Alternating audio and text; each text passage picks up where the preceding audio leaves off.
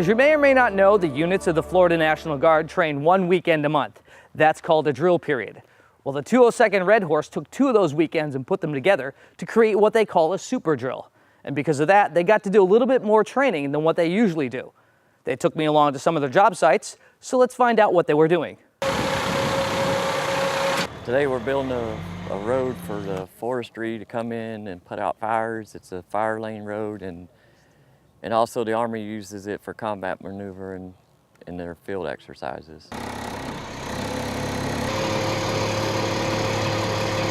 We're dumping lime rock on the road to build up the base.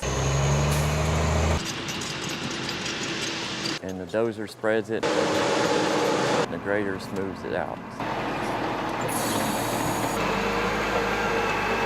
We're just gonna crown it and call it good. They're digging for a conduit that will be running for the weigh station to support our airfield guys and any trucks that we may need to load so that we can weigh them.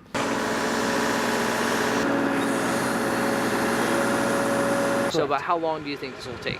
We'll hopefully be finished by tomorrow afternoon, but realistically, weather, that's all depending on the weather because it's all outdoor, and working with electricity on the outdoor, if it's raining, we're obviously not going to touch it. The one thing I like to always reiterate with them is to make sure that safety is the first thing. What we're doing here is we're basically doing a training project for the Army. We're helping the Army out. They were able to acquire this rebar, and we then took the rebar and are going to be bending it into and forming it into these sling blocks for them. So they're reinforced concrete, and so we needed to form the rebar into the cages, which is what these airmen are doing now. So we've gone ahead and cut and bent some of the rib pieces or the lateral pieces, and over here we've set up some jigs to start tying them together into hoops. And you're gonna pull and twist at the same time. So you may need to snap it a little bit tight, snap it. There you go, pull, twist, twist, twist, twist. Good. Let's see what you're set on. This is Airman Daines, and he's just practicing some stick welding. You're on 70 now. Should be all right. Not much to it other than just trying to get a lot of hands-on doing this stuff, because that's pretty much the best way to learn. So this is the Babington heater. We cook all the UGRs in here by steam. So right now we have some turkey and mashed potatoes inside, and it usually takes about 30 minutes to be done. Because the Babington burner's in there, so we're doing what we do in field conditions. We're just not serving in field conditions. We're cooking outside using our portable spec kitchen, and then we're serving inside. And then we just choose a few people to help serve the food. So there's services personnel that help serve the food. Right now we're setting up a special case operation it's to support aircraft.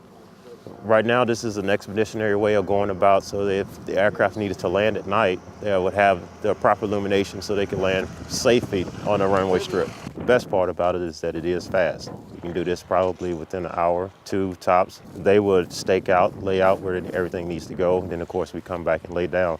You notice that there are combs out here. In a normal situation, we wouldn't use combs because they'll blow away or something like that. Because all the aircraft have approach lighting on it, so we're testing the concept to see if the lighting will actually, the aircraft lighting will actually light up the reflector marker as they actually come in and do the approach. The flyover tonight is going to be with the aviation group out of Cecil Field. They're going to come in tonight. We're going to test the method also with using the power flares to mark the edge of the runway. We're going to use the RPMs, which is the reflective pavement marker, to test the theory of whether the reflectors will actually light up and the aircraft can actually see them from the air.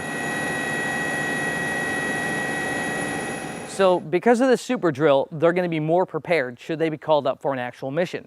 But they also like the fact that in the heat of July, they won't have to be here. Reporting from Camp Blanding, I'm AJ Artley for the Florida National Guard. Always ready, always there.